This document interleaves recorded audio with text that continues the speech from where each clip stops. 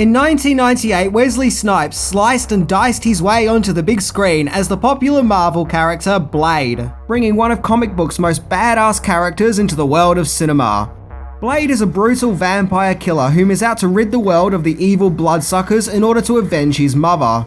Blade himself is half human and half immortal, and the vampires of Los Angeles are after his special blood type, as it can be used to summon an evil godlike being and wipe out the human race, where Blade must face off against a particularly brutal vampire called Deacon Frost, played by Stephen Dorff, in order to stop him from conquering the human race.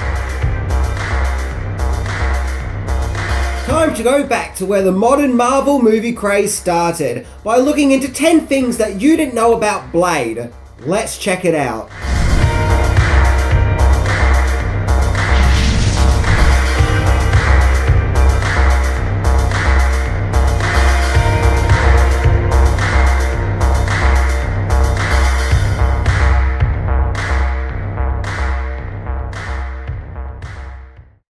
Number 10. Origins of Blade.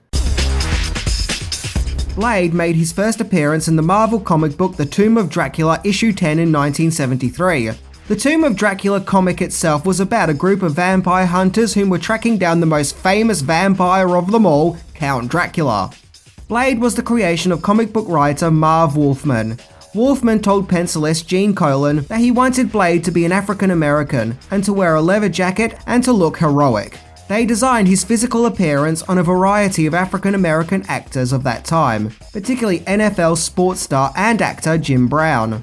Blade became such a popular character in the Tomb of Dracula series that he eventually got his own comic book in a few Marvel Presents issues, where he was known as Blade the Vampire Slayer. The character's popularity really took off in the 90s, where he appeared in the Ghost Rider comics, and he then got his own full comic book series in 1994, where readers couldn't get enough of the adventures of the vampire and human hybrid.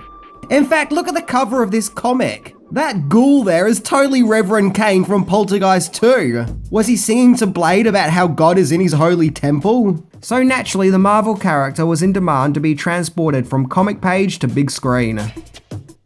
Number 9. Blade went into production in 1992.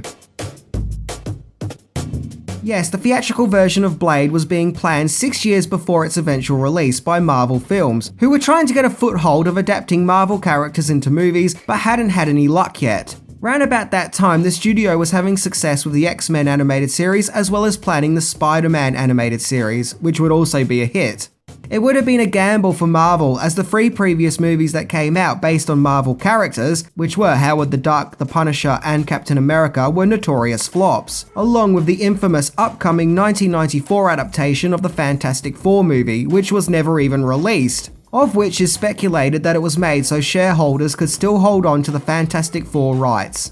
But Marvel was still going through with Blade's development, and were even eyeing up LL Cool J for the role of Blade, as at that time he had expressed interest in playing the part.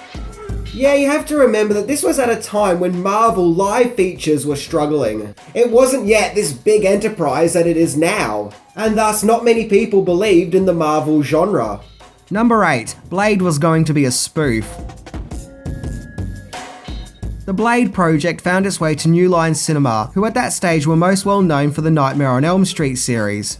Comic book writer David S. Goyer was then hired to write a script. Goyer had already had experience in writing scripts for movies too, having previously written Kickboxer 2 and The Crow City of Angels. However, the Blade movie could have been a disaster, as, according to Goyer, New Line Cinema originally wanted a more comical take on the movie, and for Blade to be more of a spoof as opposed to its dark and brutal comics that it was based on. But thankfully, Goyer convinced the studio that Blade should be more of a dark movie and to be taken seriously. Incidentally, round about the time that Goyer was working on the Blade script, he was also working on the script for the underrated science fiction movie Dark City. And of course, David S. Goyer would go on to write other superhero movies, like the Dark Knight trilogy and Man of Steel. Number 7. Casting possibilities. New Line Cinema had 3 candidates when it came to who could play the lead role of Blade. Those included Denzel Washington, Lawrence Fishburne, and of course Wesley Snipes. Goyer preferred Snipes as during the 90s he had proven to be a great actor along with being a great action movie star. Snipes apparently accepted the role because he was trying to get a Black Panther movie off the ground with no luck. so he took on the role of Blade instead. He also became the movie's producer. Mark Singer was considered for the role of Whistler, but Patrick McGoohan was cast as the production team liked his performance in the 1960s science fiction series The Prisoner. Jet Li was offered the role of the movie's villain Deacon Frost, but he chose to star in Lethal Weapon 4 instead. Skeet Ulrich and Mark Wahlberg were also considered, but Stephen Dorff ended up being cast in the role. Number 6. Blade's sets were filmed in a shampoo factory. English filmmaker Stephen Norrington came on board as the director of Blade. Norrington had only previously directed one movie, that being the 1994 cyberpunk horror movie Death Machine, which was considered controversial for its time because of its use of violence. After Blade, Norrington would also go on to direct A League of Extraordinary Gentlemen, but his career came to a stop after that. Probably because while making that movie, Sean Connery broke his spirit, but hey, that's a story for another video. Filming took place in 1997, with most of the movie being shot around Los Angeles, as well as Death Valley. And interestingly, the sets were built at a warehouse that used to be a Red Ken shampoo facility. So now when you watch Blade, you'll have the knowledge of knowing that some of your favourite scenes were filmed in a place where shampoo used to be manufactured, which is pretty random. Still, it makes it different from movie sets being built in abandoned hospitals and asylums, which surprisingly has actually happened with a lot of movies. Number 5. Conflict on set. Although Blade and Frost were enemies on screen, it seemed that the actors who played the parts, Wesley Snipes and Stephen Dorff, had tension behind the cameras too. It goes back to Dorff's first day on set. He was quite nervous and hadn't fully realised his character yet. Snipes apparently tried to coach Dorff and to get him focused, but that just caused Dorff to get increasingly frustrated.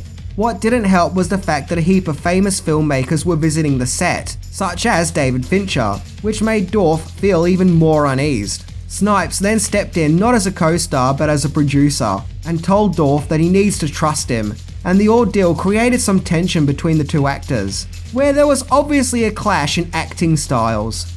Snipes would go on to say that for a while there just wasn't trust. However, thankfully, the two actors were able to put aside their differences and deliver great performances. Number 4. Blade ignited the modern Marvel movie boom. In order to fully appreciate the movie Blade, you have to understand the state that comic book movies were in at that time. There had been several comic book movies made throughout the 90s, like Tank Girl, The Phantom, and Spawn, but they were all considered failures. The most successful comic book movies were Warner Bros.' Batman film series, but even they started to diminish in public opinion thanks to taking a more slapstick approach.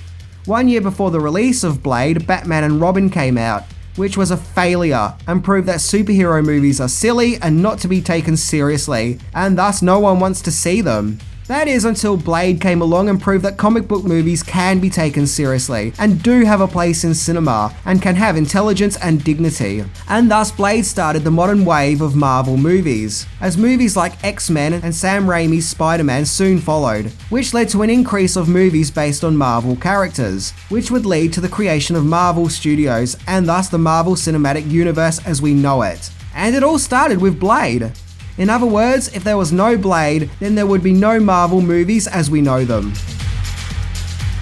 So Blade started the modern superhero movies, which would lead to the creation of the Marvel Cinematic Universe. If it wasn't for Blade, comic book movies wouldn't be what they are now, nor would they have the respect that they now do.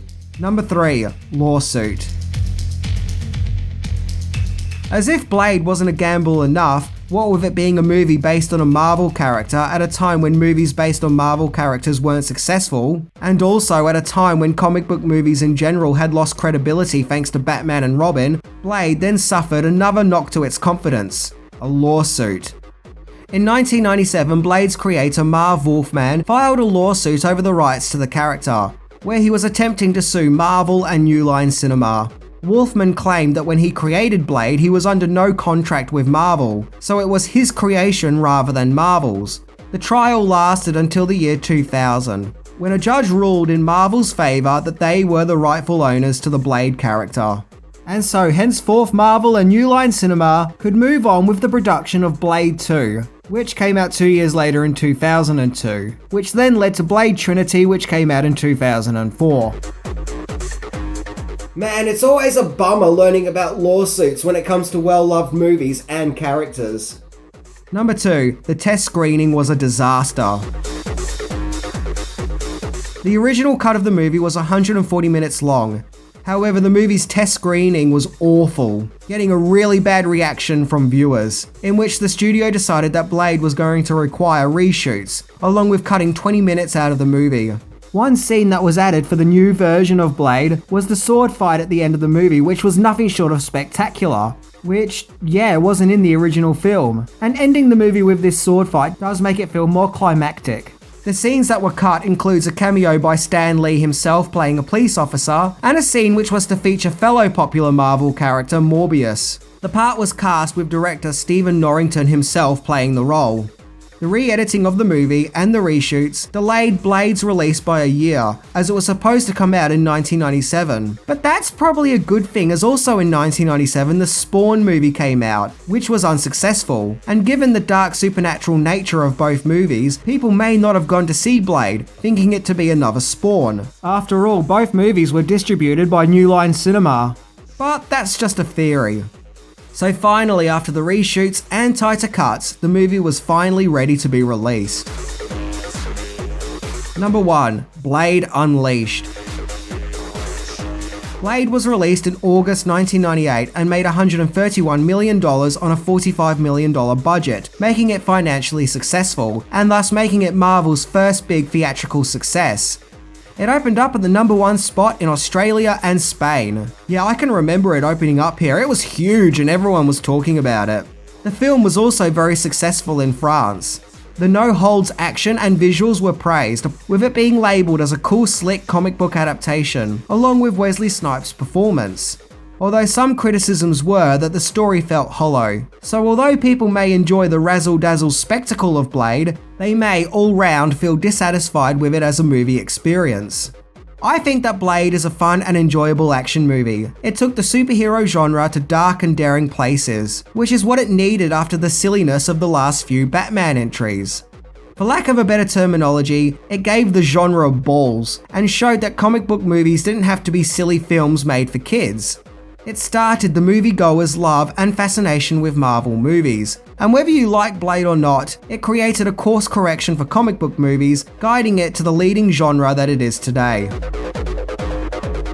I get a kick out of watching this movie. I don't think Blade is a masterpiece, but it's an enjoyable and competently made popcorn movie. It has style, ambition, and is an important chapter in the history of cinema, particularly with the comic book and superhero genre. So I say check it out. It has lots of action, it's exciting, and it's a generally fun movie. Anyway, I'm Minty, and I would love to see Wesley Snipes return as Blade. Yep. See ya!